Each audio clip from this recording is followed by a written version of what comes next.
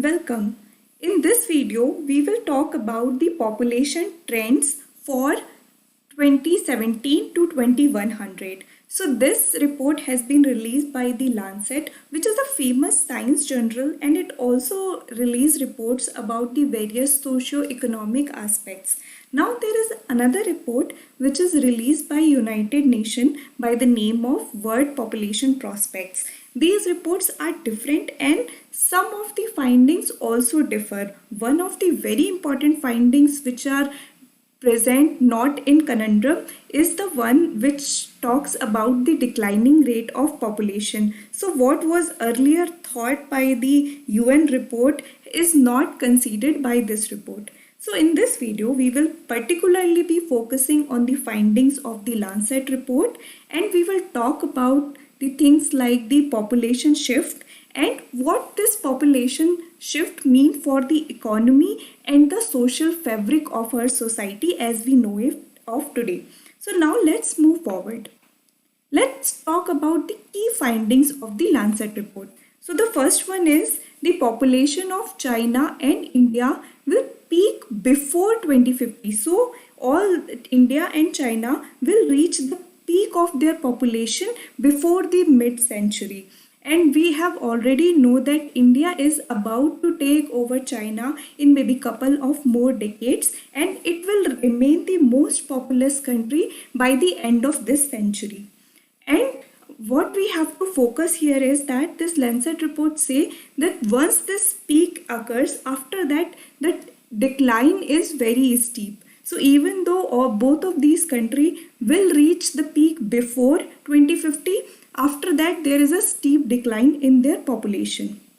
Next finding is what is the peak for world population. So the world population is going to peak in 2064, and what will be the number of people and the population at that time?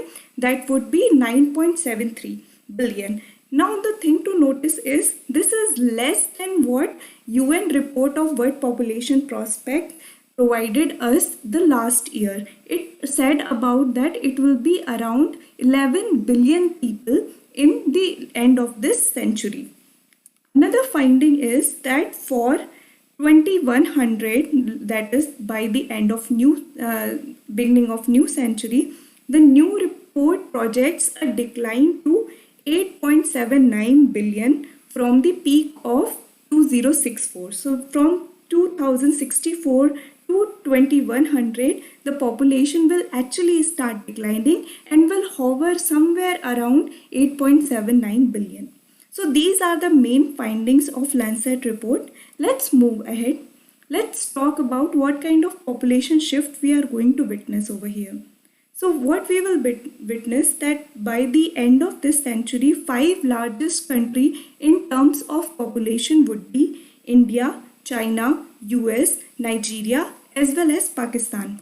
In fact, to surprise, Nigeria is going to be the second populous country in the world, and it is going to extend in growth throughout the century, like unlike India and China, which is going to peak before 2050 and then start declining. Nigeria is set to grow throughout the century.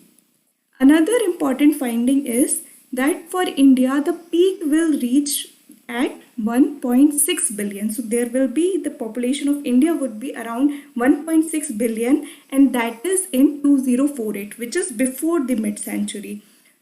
But that is still more than what we have today. In like 2017 report, the population of India has been counted as 1.38 billion. So it will go to 1.6 billion by 2048, and after that it is going to decline to a level of 1.09 billion. So these are the population shift that we are going to witness. Now let's try to understand it through graph. Look at the left side of this graph. That talks about what countries are in top 10 in 2017 and how that will shift by the end of this century. See, the China will come to the third place, and see the staggering rise of Nigeria from present 7th place to reach to the second place. India, which is presently at the second place, will come to the first place and will remain so for till the end of this century. USA will will reach the fourth place. Pakistan will be at the same level. Their rate of growth is not going to change. Another thing that you have to notice over here is Bangladesh will actually incur a loss in their population. They will go from 8th place presently. They will reach the 25th most populous country in the world by the end of this century. So these are the shuffling in the population that you will see by the end of this century. Now come to the second part of this graph, which is your right hand side. They talk about the TFR. TFR is total fertility rate. In some simple term, what TFR means is in a lifetime of a woman, how many child she can bear. Like if they are she is healthy and able to produce child, how many child she will produce in her lifetime. So if you see, in 1950 the TFR of India was above 6, but now by the end of 2100 the rate will hover even around less than 2.1, which is the replacement ratio. The factors and the scenario which they have dealt with deal with things like the education pace, the availability of contraception pills, as well as the SDG goals. So the Sustainable Development Goal specifically talks about the health and well-being and gender equality, and both of these come in convergence while talking about the total fertility rate. Let's move forward and see a little bit more in detail about the implications of these population shift. So I've already talked about that the TFR is going to decrease, and what TFR is actually. Like when at the end of this video I will also provide the slide and you can get the exact definition of TFR, but in simple terms it's basically how many child a woman can bear in her lifetime.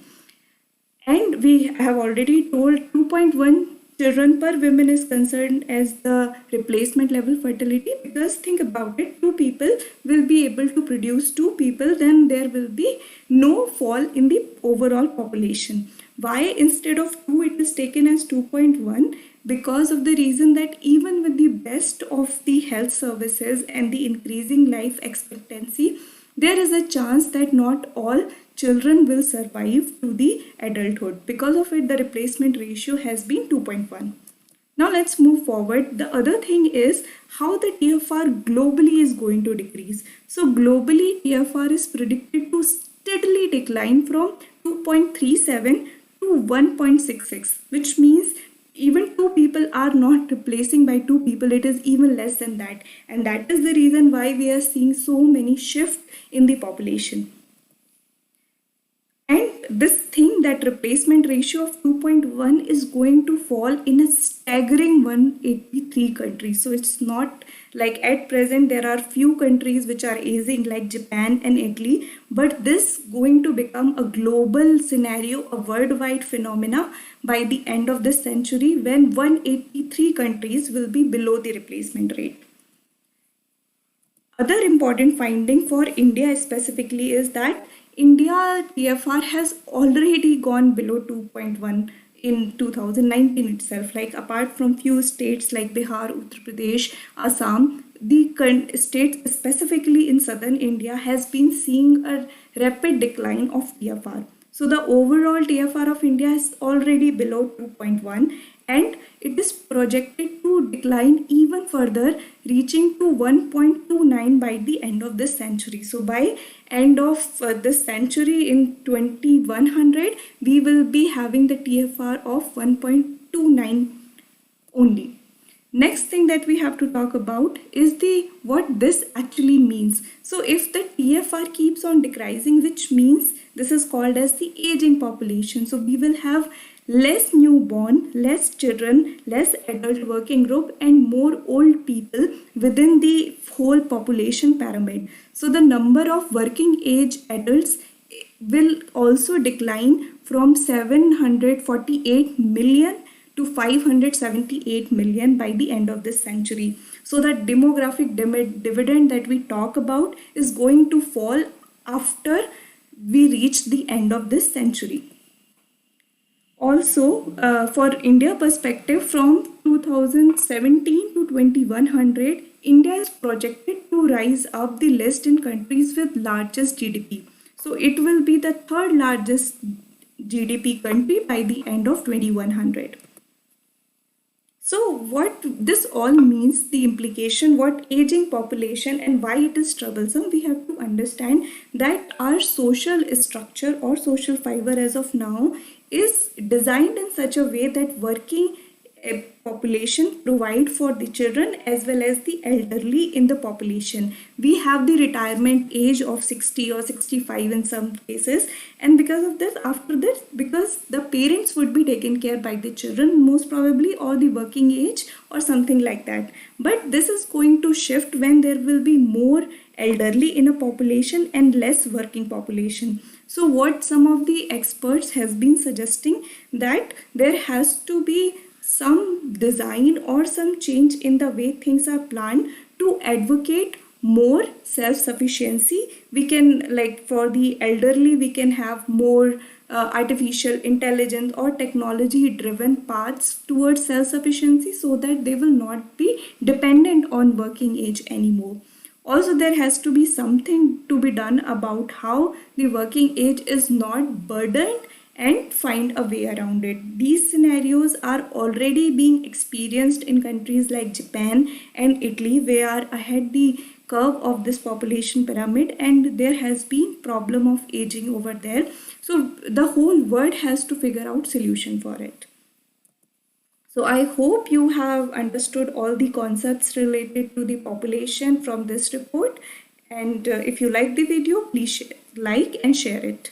Thank you.